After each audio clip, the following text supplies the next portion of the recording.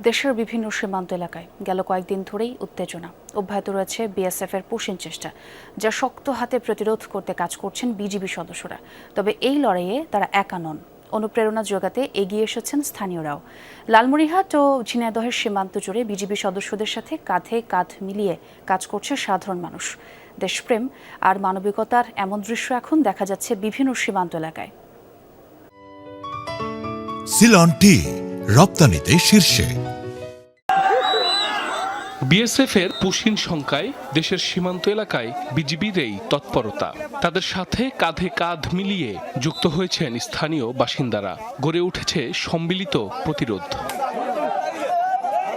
গেল কয়েকদিনে লালমনিরহাটের বিভিন্ন সীমান্ত এলাকা দিয়ে অন্তত ৩৩ জনকে অবৈধভাবে এপারে ঠেলে দেওয়ার চেষ্টা করে বিএসএফ, যা স্থানীয়দের সাথে নিয়ে প্রতিরোধ করে বিজিবি সদস্যরা। গ্রামবাসী বলছে, দেশের সার্বভৌমত্বের প্রশ্নে এক চুলো যেন ছাড় দেয়া না হয়, সেজন্য বাহিনীর সদস্যদের মনোবল রক্ষায় সবসময় কাজ করছেন তারা।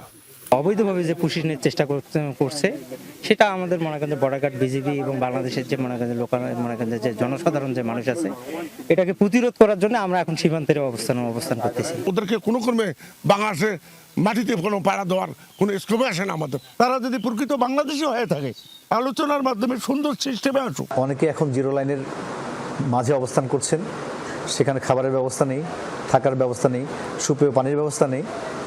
সবচেয়ে আরও উদ্বেগের বিষয় যে সেই সব মানুষের মাঝে রয়েছে খুব কম বেশি শিশু এবং নারী। এটি অত্যন্ত অমানবিক এবং উদ্বেগের বিষয়। জেলার প্রায় ২৮২ কিলোমিটার সীমান্ত এলাকায় বাড়তি সতর্ক অবস্থান নিয়েছে বিজিবি।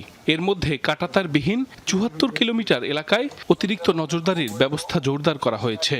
ওনারা 100% হেল্প করছে, যে তথ্য দিয়ে হেল্প করতেছে সাথে সাথে, যেটা আমাদের পেট্রোলকে কুইক মুভ করতে সাহায্য করছে একটা জায়গা মতো। কোন জায়গায় সন্দেহভাজন থেকে জেলেই জানি আমরা খবর পাই, যাতে আমরা কুইকলি প্রম্পট অ্যাকশন করতে পারি। সীমান্ত এলাকায় টহল পরিচালনা তাৎক্ষণিকভাবে পুশিং প্রতিরোধ টহল করে যাচ্ছে। ঝিনাইদহের সীমান্ত এলাকায় কখনো মাইকিং, কখনো পতাকা হাতে টহল চালিয়ে যাচ্ছে বর্ডার গার্ড বাংলাদেশ বিজিবি সদস্যরা। গেল কয়েকদিনের পুশিন চেষ্টায় আতঙ্ক ছড়ালেও দেশের স্বার্থে মনোবল ধরে রাখার কথা জানিয়েছেন স্থানীয়রা। প্রচেষ্টা তারা করে যাচ্ছে। ইনশাল্লাহ আমরা বর্ডারে খুবই শক্তভাবে আছি।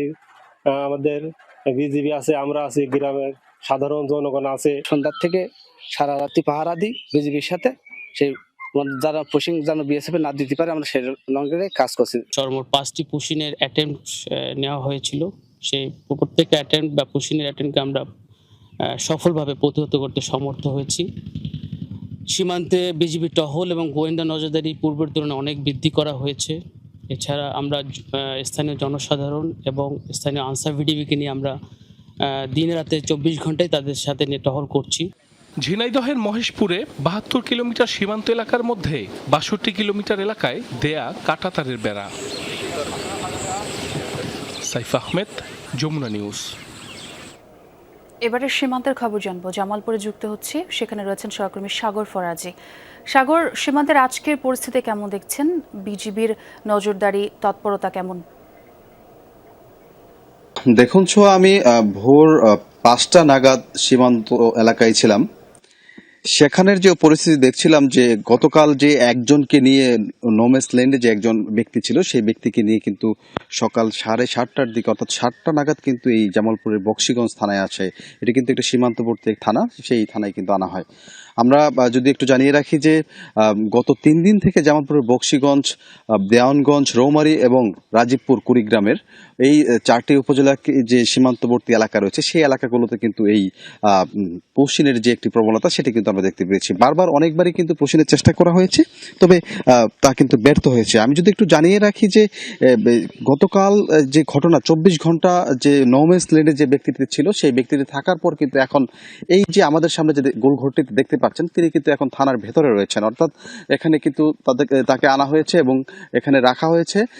এখন পর্যন্ত আনুষ্ঠানিকভাবে পুলিশ বা বিজিবির পক্ষ থেকে আমাদের কিছু জানানো হয়নি, তবে তারা বলছেন যে কিছুক্ষণের মধ্যে জানাবেন। তো একটি বিষয় বলে রাখি, আমরা গতকালকে নানা উৎকণ্ঠা বা নানা উত্তেজনাপূর্ণ অবস্থান দেখেছি, বিজিবি বিএসএফ এর বাক বিতণ্ডাও দেখেছি, পাশাপাশি মানুষের যে ঢিল ছিল আসলে সেটিও দেখেছি। নানা উত্তেজনাপূর্ণ কিন্তু জামালপুরের যে সীমান্ত এলাকাগুলো রয়েছে, 72 কিলোমিটার এলাকা কিন্তু অর্থাৎ এই পুরো 72 কিলোমিটার এলাকা কিন্তু উত্তেজনা বিরাজ করছে। আমরা গতকাল রাতে দেখেছি বেশ কয়েকটি জায়গায় কিন্তু আরো সতর্ক অবস্থানে রয়েছে বিজিবি। পাশাপাশি স্থানীয় বাসিন্দারা কিন্তু বেশ সহায়তা করছে বলে জানান তারা। ছোয়া সাগর, অনেক ধন্যবাদ আপনাকে।